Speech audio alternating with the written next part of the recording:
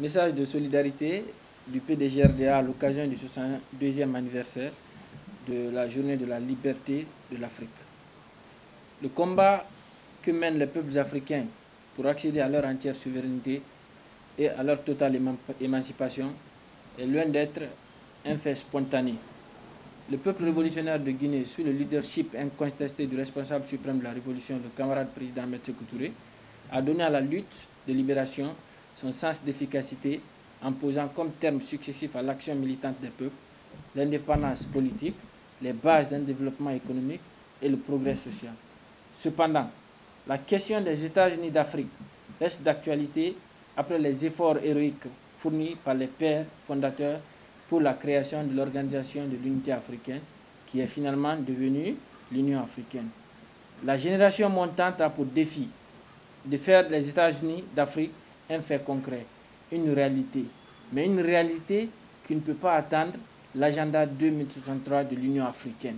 Aujourd'hui, l'impérialisme du jour au lendemain ne fait qu'envahir nos États, ne fait que nous soumettre à la dépendance économique, à la dépendance financière.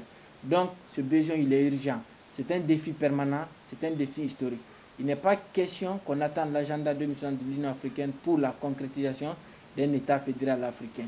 Aujourd'hui, l'impérialisme n'attendra pas, comme le responsable suprême lui-même le disait, que ce soit en temps de guerre ou en temps de paix, il suffit que ses intérêts soient maintenus.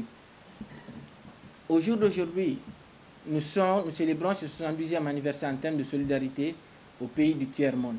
Au pays du tiers-monde de façon générale, mais plus particulièrement le Cuba, le Venezuela, le Zimbabwe. Ce sont des peuples frères, ce sont des peuples alliés, ce sont des États avec lesquels nous partageons les mêmes aspirations. Au jour d'aujourd'hui, tous ces États sont soumis à des sanctions, à un embargo économique de la part des États-Unis que nous trouvons injuste. Aujourd'hui, le monde entier est en train de traverser une crise sanitaire, une crise qui est d'ordre international. Nous pensons que c'est le moment d'alléger ces sanctions et de permettre à ces peuples-là de pouvoir gérer de façon souveraine les biens qui les appartiennent, les ressources qui les appartiennent. La question cubaine continue de plomber sans aucun doute les relations entre les États-Unis d'Amérique et l'Amérique latine. Une évolution des politiques paranoïaques pratiquées depuis près de 60 ans paraît inéluctable. Barack Obama avait déjà libéré les flux financiers entre les deux pays et accordé aux exilés cubains la possibilité de se rendre plus facilement dans l'île. Un nouveau pas avait été franchi. Tout n'est pas réglé pour autant. Le nouveau locataire de la Maison Blanche est imprévisible. L'image qu'on donne du Cuba est invraisemblable. Le socialisme est fustigé par la presse réactionnaire. Le peuple cubain fier lutte et luttera pour une parfaite réhabilitation socio-économique. Parlons-en du Venezuela. Les sanctions contre le peuple du Venezuela. Les sanctions faites sur le pétrole et les exportations vénézuéliennes jusqu'à cette dernière crise politique ont déséquilibré l'économie vénézuélienne.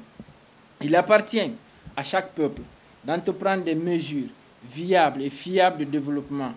Nous avons confiance au peuple frère du Venezuela, malgré que ces sanctions ont conduit à l'importation systématique des produits de base et qui ont freiné le développement d'une agriculture moderne et l'essor des PME, car le Venezuela reste tributaire de sa rente pétrolière.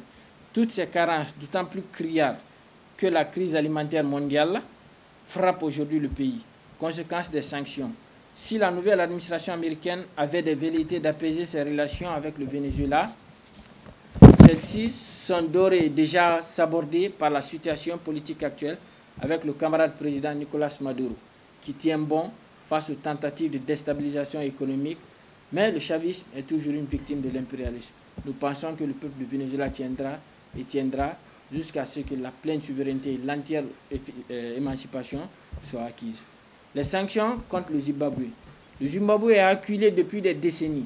La réforme agraire par et pour le peuple du Zimbabwe et contre les fermiers blancs entamée par le gouvernement Mugabe provoquera la réaction sans merci des puissances exploitatrices.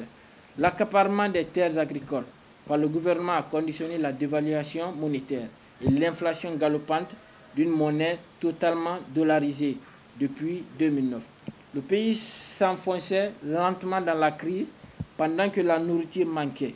Les écoles, les hôpitaux et tous les services publics tombaient en déliquescence Son opposition semble entendre plus des puissances impérialistes et occidentales que des voisins africains, y compris le peuple du Zimbabwe. Héros d'indépendance et grand pourfendeur du néocolonialisme, le camarade Robert Mugabe impressionnait autant de personnes. Nous espérons que l'actuel président, M. Emmerson Mnangagwa, fera mieux. Force est de reconnaître que toutes les sanctions doivent être levées parce que chaque peuple est souverain sur son territoire. Aucun peuple n'est soumis de droit à un autre peuple. Sa domination sur un autre, car les hommes naissent et demeurent libres et égaux en droit. Que ce soit le Cuba, le Venezuela ou le Zimbabwe, aucune puissance n'a le droit d'empêcher ces peuples de jouir de leur richesse, car les exploitations faites avant l'indépendance de ces États étaient illégales et étrangères, donc hostiles à l'émancipation, au développement des peuples de ces pays.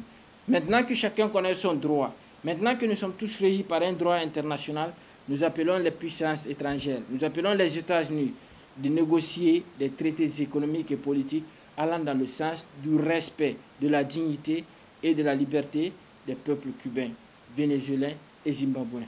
C'est la seule voie, encore c'est la seule voie compatible avec la paix et la sécurité internationale.